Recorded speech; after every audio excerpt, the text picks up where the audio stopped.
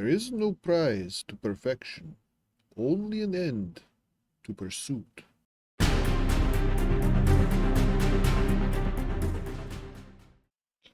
Hello, friends. My name is Jake Montanez. This is my writing vlog where I talk about writing and getting my first book self published.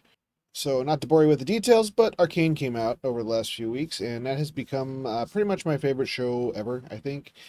There's just so much about it visually, musically, story wise, that just completely resonated with me, and it's been driving me to a considerable amount of distraction. And I've been watching uh, clips of it on TikTok for the last few weeks, as well as listening to the soundtrack over and over and over again. There's plenty of songs on there that just hit me in my feels, and I'll admit that the last three episodes, I was pretty much in tears for a majority of every single one of those.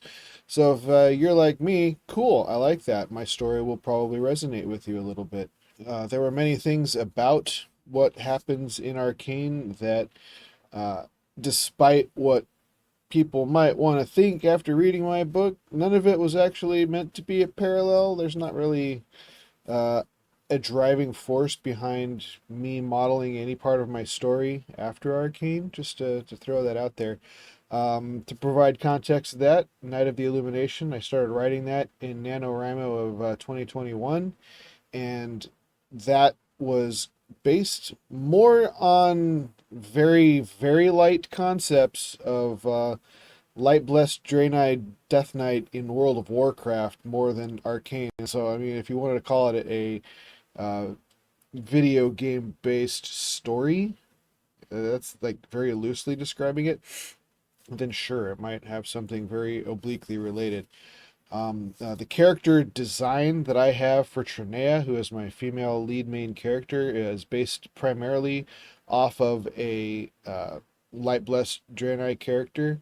Her aesthetic after her power awakens is that she's got runes along the side of her head and all along her arms and her body.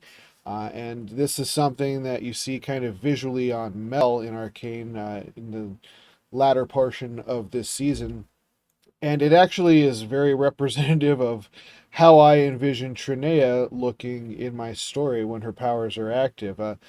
The lines across the body, the glowing of the different gold color that she's got.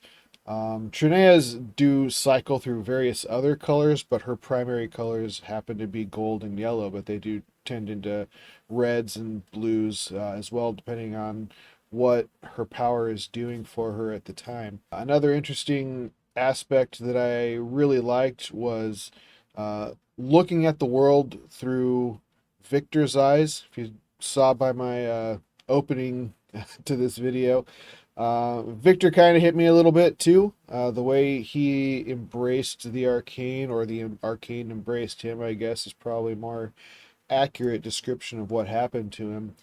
And he started perceiving the world through different eyes. And this is also something that is in some ways similar to how my characters kind of view things, only instead of it being more of an astral projection type deal, there's definitely more of a seeing lights everywhere surrounding everything, and halos or a glow around the characters' bodies that indicate um, how that person is feeling, what they're thinking, like an emotional or intentional response to what those people are thinking or feeling on the part of at least Trinea, who's the one who sees these auras or halos around people's bodies. I try to stick with aura more than halo, um, primarily because an aura feels more like an outline. That is what I see the character observing. There's an outline around their characters, and they have this glow, very similar to how her runes light up, that indicates how that person is feeling. And if I use the word halo, it kind of pictures like, a ring around somebody's head, like an angel or something stupid like that. Not to say that they're stupid, but that is not the way I want her power to be portrayed in the book. So I try to stick with aura as much as possible.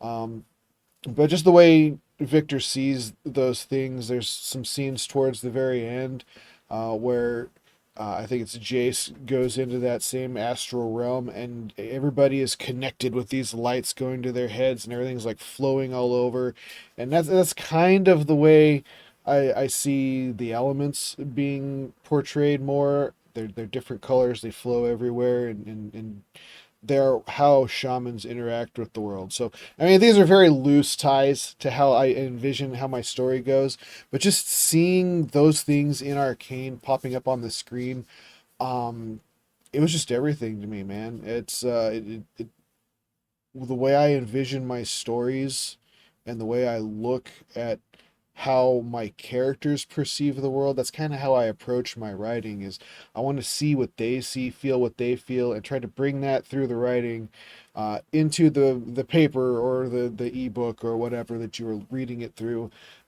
to experience the world through their eyes. Like literally, I'm walking you through many of the things that they see and how they interact with their world, and that's a really interesting way I think of trying to portray things. It may be boring to people. I don't know. I'll find out when I release the book and it flops, or release the book and it succeeds.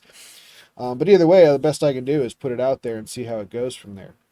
As for opening up with that quote that there is no prize to perfection, only an end to pursuit, I'm sure you can interpret that in many different ways, however you want to look at it like that. But as I'm finishing up with my final edits, which took a while, I'll probably do a video on that here soon, about my experience editing. And now I'm wrapping up the formatting, putting in the final touches and everything.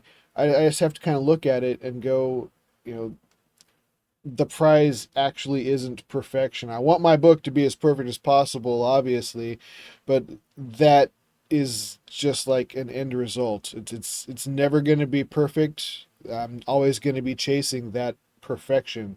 So there really is no point in waiting until the book is perfect. I can only make it as perfect as I, as a imperfect human, can manage, and I'm going to go with that and hope for the best and put my work out there in the world, and hope everyone enjoys what comes about when they sit down to read my book, Night of the Illumination. Should be coming out soon. I don't exactly have a release date for it. I'm waiting to put it out there until I get word back from my cover artist, who I contacted a few days ago and haven't heard anything, or I don't think I've even been left on read yet. So we'll see. Maybe she's got a backlog. I'll have to find that out and probably prod again this morning to find out why she hasn't responded to me, or if it just got lost in the shuffle. Um, but once I have that book cover available, I should be able to put it out there. The last couple things I'm trying to get together is I need to get an ISBN so I can put it out.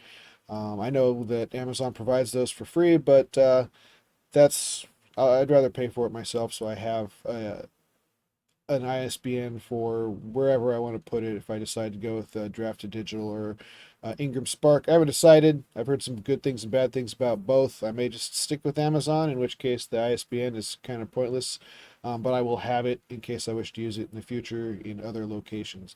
But other than that, I'd like to try to get at least the ebook out fairly shortly. The formatting's pretty much done. I just have a couple of extra things to tie into that, and should be good. So hopefully my next update will be talking about the release of Night of the Illumination. The no fanfare, no arc reads, no beta reads. Just a couple of buddies at work and an editor have read it. So we'll see how it goes. Thank you very much for watching my video. Have a nice day.